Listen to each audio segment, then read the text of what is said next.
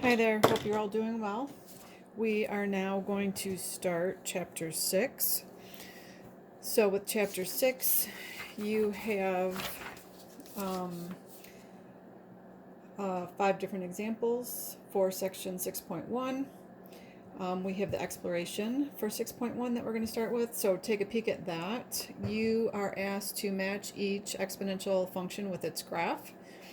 So go ahead and take a peek on your calculator of these 6 exponential functions and then match them with the graph. So you should also be paying attention to characteristics that you notice going on with the function itself compared to the graph. What do you notice?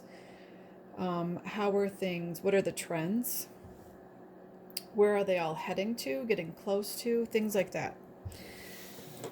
So exponential functions we looked at in Algebra 1. So we're going to kind of determine characteristics of the graph of an exponential function. So, exponential functions.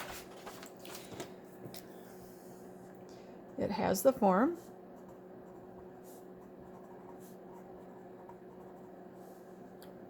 y equals a times b raised to the x power, where a is not equal to 0,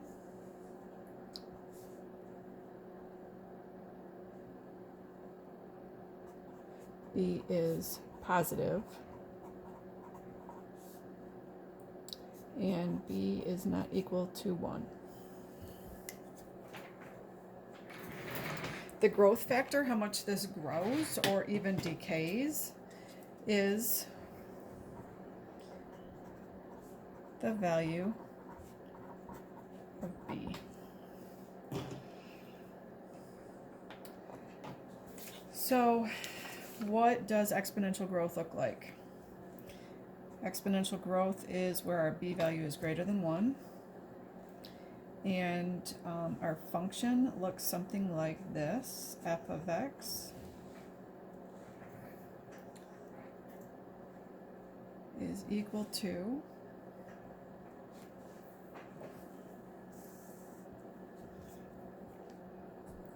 b to the x. And the graph looks something like this. This point is 0 and 1. This point is 1 and b. So whatever the b value is this point right here.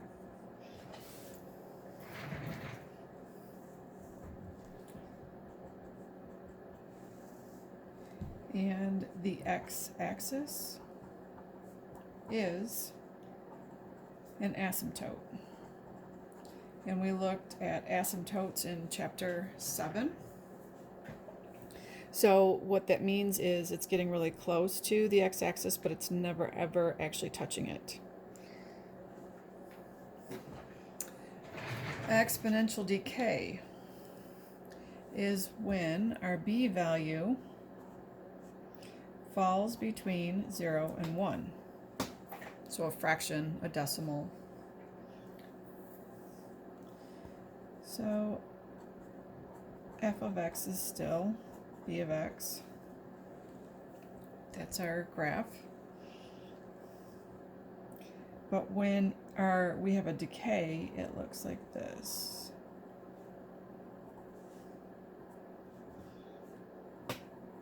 And this point is still 0 and 1. And over here, this is -1, and the other value is the reciprocal. Remember, that's the flip of b. So this point is -1 and the reciprocal of b. So flip-flops of those. The x-axis is still an asymptote. So the asymptote, what it gets really close to, but it never ever touches.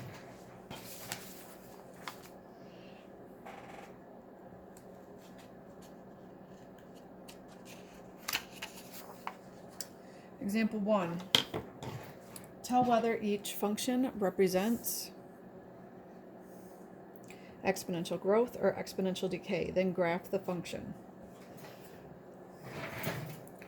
So by looking at the b value right here, this b value is greater than 1, so that would indicate growth. And graphing it, so if we follow the rules from the previous page, so we have growth, so our first point is 0 and 1. And then we were told that our other point was 1 and b. And in this particular case, our b is 2, so our next spot is 1 and 2. So that is what our graph would look like.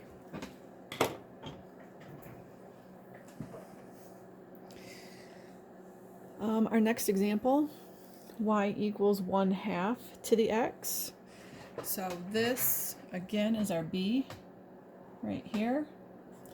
And our b is less than 1 and greater than 0. So this indicates decay. And so graphing it, we look back at the previous page, we were told to graph it. We would have 0 and 1. And then we were told that the other point that we could plot would be -1 and the reciprocal of b. So -1 is over here. The reciprocal of b is 1/2, so the reciprocal is flipped of that. So that is -1 and 2. -1 and 2. So then this graph would look something like that.